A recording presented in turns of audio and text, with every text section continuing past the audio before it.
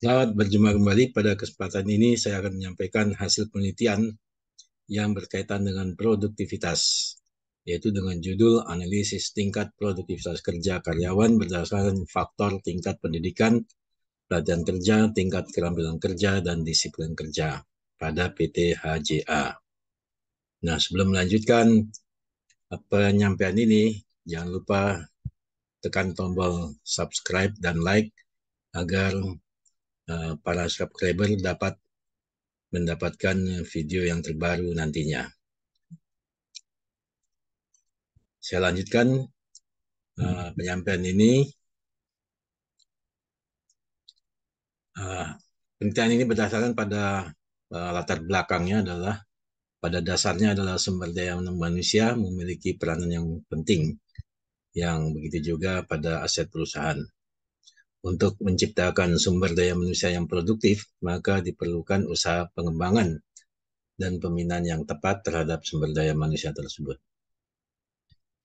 PT HJA adalah perusahaan yang bergerak di bidang produksi berbagai jenis karpet. Saat ini, PT HJA telah berusaha memperbaiki faktor-faktor yang berpengaruh positif pada tingkat produktivitas kerja pegawai. Indikasi dari produktivitas dari PT HJA dalam memproduksi karpet ini disajikan dalam tabel berikut. Ini adalah tabel dari produktivitasnya, di mana pada tahun 2018, itu bulan Januari, itu jumlah karyawannya sampai bulan Juni itu ada 80, kemudian bulan Juni ada 90. Kemudian bertambah karyawannya dari bulan Juli sampai Desember menjadi 100. Kemudian ada produksi per bulannya, kemudian ada target per bulannya, maka kita bisa menghitung apa total produksi per meter per orang. Jadi di sini adalah produksi per bulan dibagi dengan 80. Ya, ini didapatkan 34,37. Jadi kalau produksinya yang bagus adalah mendekati 100 tentunya ya. Sini ada yang bulan Februari ada 36,28, bulan Maret ada 33,75, dan seterusnya bulan Desember ada 47,50. Jadi kalau kita lihat di sini produktivitasnya hanya satu yang 50% ya, yang lainnya di bawah dari 50% produktivitasnya. Atau bukan 50%, bukan 5%.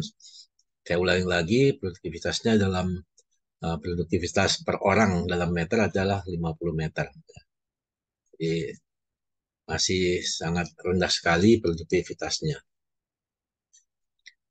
Nah, berdasarkan dengan data produktivitas tersebut, maka diduga itu yang menyebabkan kurangnya produktivitas itu adalah faktor pendidikan, pelatihan kerja, keterampilan, dan disiplin kerja. Untuk itu, kerangka penelitiannya dibuat seperti ini, yaitu di sini ada variabel pendidikan, pelatihan kerja, keterampilan, dan disiplin. Ini berpengaruh langsung terhadap produktivitas. Dan juga pendidikan diduga berpengaruh terhadap pelatihan, kemudian terhadap keterampilan, dan terhadap disiplin. Nah, pelatihan pun diduga berpengaruh terhadap keterampilan kerja. Kemudian keterampilan kerja berpengaruh terhadap disiplin. Nah, berdasarkan dari kerangka penelitian ini, yang nantinya akan disesuaikan dengan 4 analisis, maka dibuatlah tujuan penelitian, yaitu tujuan penelitian adalah menganalisis pengaruh tingkat pendidikan terhadap produktivitas kerja karyawan. Kemudian pengaruh pelatihan kerja terhadap produktivitas karyawan. Pengaruh keterampilan kerja terhadap produktivitas karyawan. Pengaruh disiplin kerja terhadap produktivitas karyawan. Pengaruh pendidikan terhadap pelatihan kerja. Pengaruh pelatihan kerja terhadap keterampilan kerja. Pengaruh tingkat keterampilan terhadap disiplin kerja. Pengaruh tingkat pendidikan terhadap keterampilan kerja. Pengaruh tingkat pendidikan terhadap disiplin kerja. Oke. Nah, dari sini maka dibuatlah suatu uh, tinjauan pustaka, yaitu yang tinjauan pustaka yang berkaitan dengan produktivitas, dengan pendidikan, kemudian dengan pelatihan kerja, keterampilan kerja, dan disiplin kerja. Dari tinjauan pustaka ini maka didapatkan indikator-indikator. Indikator untuk produktivitas itu adalah pengetahuan, kemampuan, keterampilan, sikap. Kemudian untuk pendidikan itulah pendidikan dasar, pendidikan atas, pendidikan tinggi. Kemudian untuk pelatihan kerja, jenis pelatihan, materi pelatihan, waktu pelatihan. Keterampilan kerja berkaitan dengan kecakapan, kemampuan, ketelitian. Kemudian disiplin kerja itu adalah ketepatan waktu, tanggung jawab, pemanfaatan sarana, ketaatan terhadap aturan. Nah, berdasarkan indikator tersebut, maka dibuatlah metode penelitiannya, yaitu jenis penelitiannya adalah kuantitatif, kemudian sampelnya, teknik sampel jenuh, yaitu dengan responden sebanyak 107 orang, responden pada bagian produksi PT HJA. Kemudian metode teknik pengumpulan datanya adalah menggunakan kuesioner, pengolahan datanya menggunakan SPSS dan AMOS. Kemudian metode analisis datanya adalah melakukan uji kuesioner, yaitu uji validitas, uji reliabilitas, uji normalitas, dan path analisis atau analisa jalur. Hasil dari pengolahan data itu hasil dari uji validitas untuk variabel pendidikan, di mana variabel pendidikan itu hasil R hitungnya itu masih lebih besar dibandingkan dari R tabel. Dengan demikian maka masing-masing indikator di dalam variabel pendidikan itu adalah valid. Kemudian untuk keterampilan, untuk pelatihan kerja, itu adalah R hitung dari indikator pelatihan kerja lebih besar dari R tabel. Dengan demikian maka indikator dari pelatihan kerja adalah valid. Kemudian X3 keterampilan kerja, di mana R hitungnya itu masih lebih besar daripada R tabel, sehingga dapat dikatakan bahwa indikator dalam keterampilan itu valid. Kemudian disiplin kerja, itu adalah R hitungnya masih lebih besar daripada R tabel. Dengan demikian maka indikator dalam disiplin kerja adalah valid. Kemudian untuk variabel produktivitas kerja, di mana R hitungnya lebih besar daripada R tabel, sehingga dapat dikatakan indikator dari produktivitas kerja adalah valid. Dengan demikian secara keseluruhan semua indikator adalah valid. Kemudian uji reliabilitas dan uji normalitas. Untuk uji reliabilitas untuk masing-masing variabel semuanya di atas 0,6. Oleh karena itu dapat dikatakan bahwasanya kuesioner yang disebarkan memiliki tingkat reliabilitas yang baik, sehingga kuesioner tersebut hasilnya dapat dipercaya. Kemudian untuk uji normalitas menggunakan one sample Kolmogorov test, di mana di sini didapatkan nilai signya itu adalah di atas 5%.